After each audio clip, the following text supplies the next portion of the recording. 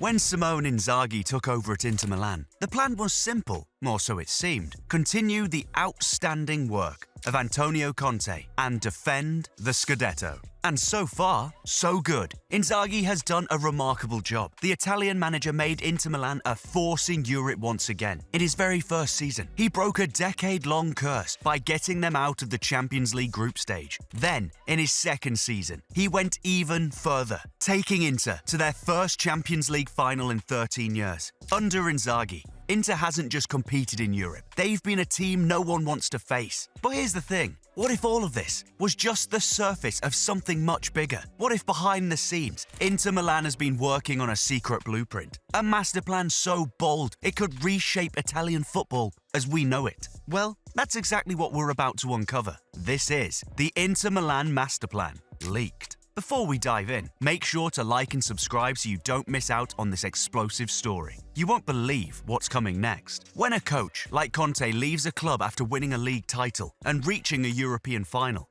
you'd expect the next guy to struggle, right? I mean, how do you follow that up? That's exactly what everyone thought when Simone Inzaghi showed up at Inter Milan. But guess what? He's been on a trophy spree since he took over in 2021. The Italian has built arguably the most solid Italian team in European football in recent years. While it took a while for the rest of Europe to catch up to the Inzaghi train, he pulled up at the 23 Champions League final and showed them what they had been missing. Pep Guardiola's Man City were the clear favourite against Inzaghi's Inter. Everyone expected Man City to walk all over them. And yeah, the scoreline says City won 1-0, but that doesn't even begin to tell the full story. Inter were a nightmare to break down. They gave City a run for their money, and it was all down to Inzaghi's tactics and leadership. But before he started barking instructions on the touchline and guiding teams to glory, Simone Inzaghi was a striker who spent 11 years at Lazio, winning Serie A and even earning 3 caps for Italy. Not a bad career, right? But the truth is, he wasn't even the most successful footballer in his own family. That title belonged to his older brother,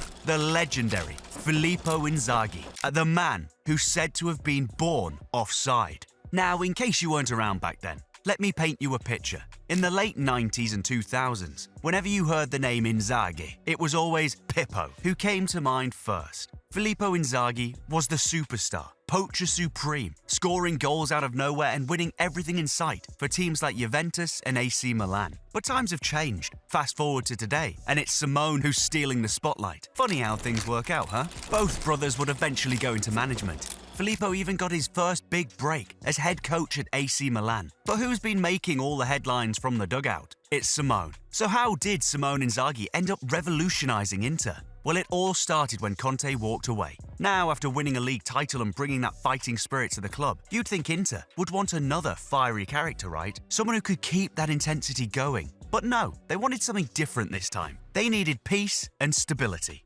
Inter were looking for someone dependable, someone who could be in for the long haul and could handle the financial issues the club was facing. They wanted a guy who could build great relationships with the players, play attractive football, and most importantly, succeed in Europe and rake in the big bucks. And who did they have their eyes on? Simone Inzaghi. They had watched him quietly work wonders at Lazio, winning trophies even when the club was going through tough times. He looked like the perfect fit, but there was one big question. Was he the right character for Inter? Here's the thing. Inter have always thrived under larger-than-life personalities. Think about it. Jose Mourinho and Antonio Conte were guys who were intense, obsessed with winning, and had a chip on their shoulders. They were fiery, confrontational, and willing to do anything for victory. Inzaghi is the opposite. No dramatic press conferences, no wild touchline antics. Sure, he complains sometimes and can be pretty annoying on the sidelines, but let's be honest, his bark is worse than his bite. Could a guy like that really succeed at a club that craves drama and intensity? Inzaghi's answer to all those questions: the 3-5-2 formation. That's his secret weapon. His whole tactical philosophy at Inter is built around 2 things: defensive compactness and fluid attacking play. And the 3-5-2 system is perfect for that. Under Conte, Inter Milan was all about discipline and pragmatics. Sure, he also used the 3-5-2 formation like Inzaghi, but the approach was completely different. Conte's Inter was built to be rock-solid defensively and structurally compact. He was obsessed with minimizing spaces and shutting down passing lanes. Without the ball, his team would drop into a 5-3-2 shape, making them nearly impossible to break down.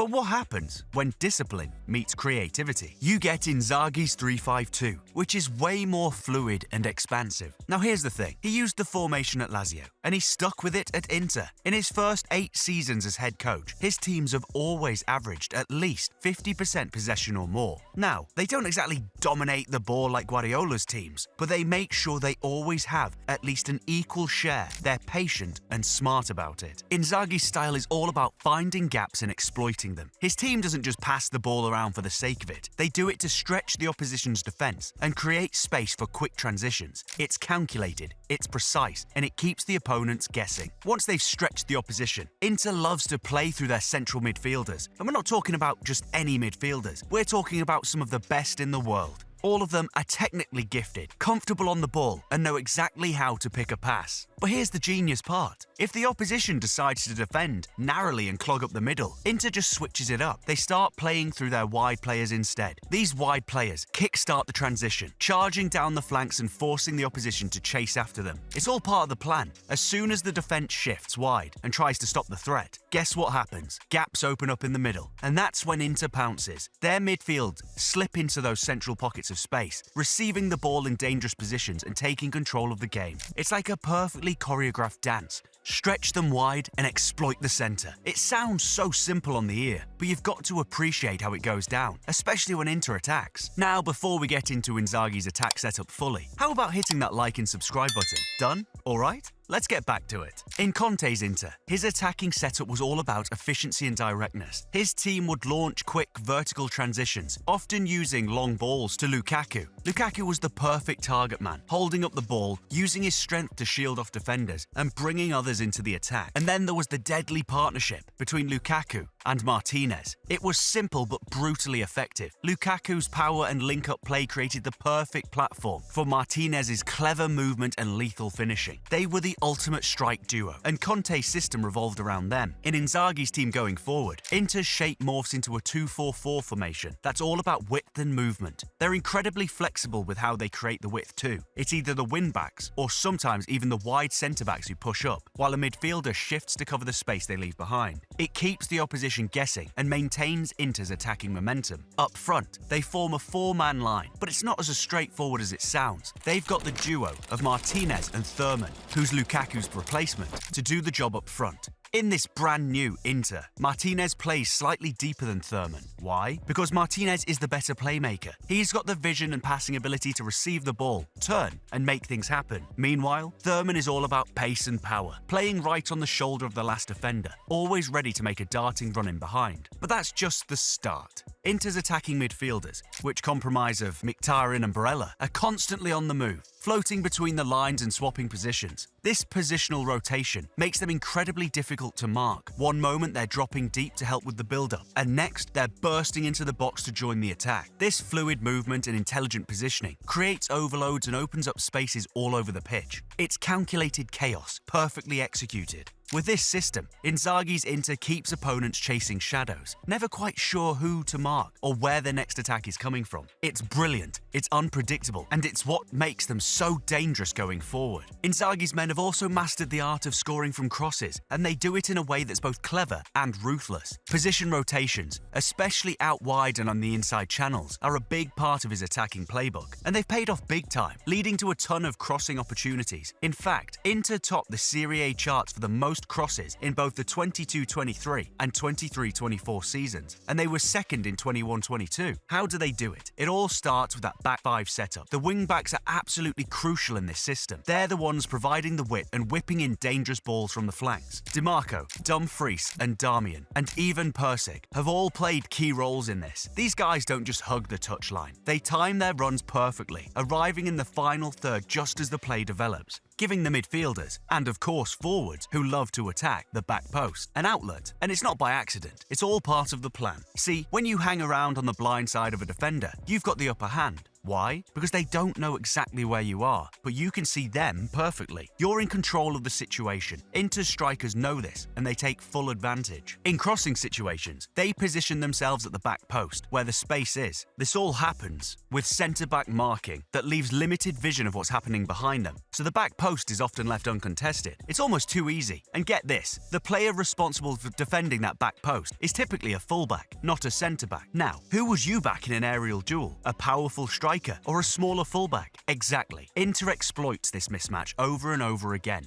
By targeting that back post area, they make life miserable for defenders. It's all about staying just out of sight, timing the run perfectly, and capitalizing on that moment of confusion. It's simple, but it works like magic. Now let's talk defensive setup. Inter's defense is built on a rock-solid foundation of towering centre-backs. These guys aren't just big, they're physically dominant and surprisingly good on the ball. It's that combination of power and technical skill that makes Inter's backline so tough to break down. Tactically, they're as disciplined as they come, no matter who they're up against. Europe's best teams, world-class strikers, or in-form wingers, Inter's centre-backs always seem to rise to the occasion. They stay compact, communicate well, and keep their shape, making it almost impossible to find gaps. Inter almost always lines up in a 3-5-2 formation, with those three centre-backs staying close together and narrow. This keeps the central areas locked down, while the wing-backs do the hard running on the flanks, tracking back to defend, and then bombing forward to join the attack. It's all about balance and discipline. Now, you might wonder about Barella, one of the best midfielders. Because of his smaller size, he isn't typically part of the double pivot that sits just in front of the back three. Instead, the double pivot is made up of more defensive-minded players who provide cover in the half spaces. This ensures that the three-man backline always has protection, even when the wing-backs push up. What's really fascinating about Inter's defensive system is the way their centre-backs can seamlessly step in and out of the back three. It's a level of flexibility that adds a whole new dimension to their game. Take Bastoni, for example. He's often seen leaving the back line to join the midfield, temporarily changing Inter's shape to something like a 4-4-2. This might seem risky, but it's all part of the plan. When Bastoni pushes forward, the wingback, whether it's DeMarco or Dumfries, tucks in to provide that defensive coverage, ensuring the team isn't left exposed on the flanks. The real magic here is how these centre-backs, thanks to their physicality and agility, can move between defensive and midfield roles with ease. They can step up to intercept vertical passes, press high to close down spaces and disrupt opponents' build-up play. It's a tactical shift that allows Inter to regain possession and then quickly transition into attack. Bastoni is the undisputed king of Inter's back line, and it's not just about his defensive prowess. His passing ability is absolutely world-class. Honestly, when it comes to playing out from the back, he might just be the best centre-back in the world. He's so technically gifted that you could easily imagine him thriving as an attacking midfielder. Bastoni always has an incredible tactical awareness and the vision to impact the game in possession. Under Conte, he showed glimpses of this with precise passing and intelligent positioning, but since Inzaghi took over, his attacking influence has gone up several notches. He's no longer just a ball-playing defender, he's a genuine offensive weapon.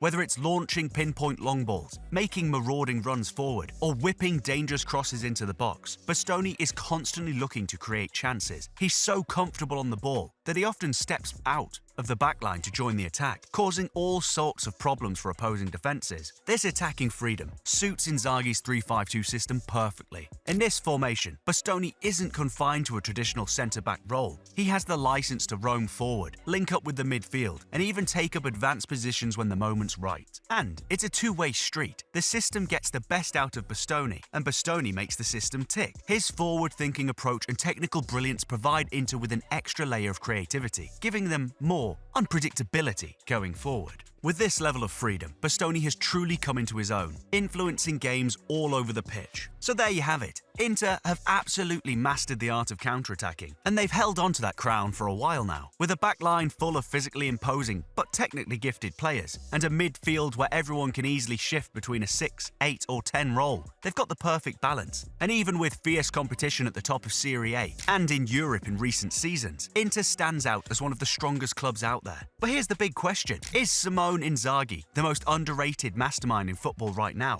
Are people seriously sleeping on his tactical genius? Let me know what you think in the comments below. And while you're at it, don't forget to hit that like button and smash the subscribe button to stay updated with more football breakdowns. If you're hungry for more juicy content, don't go anywhere. Click on the next video and I'll see you there.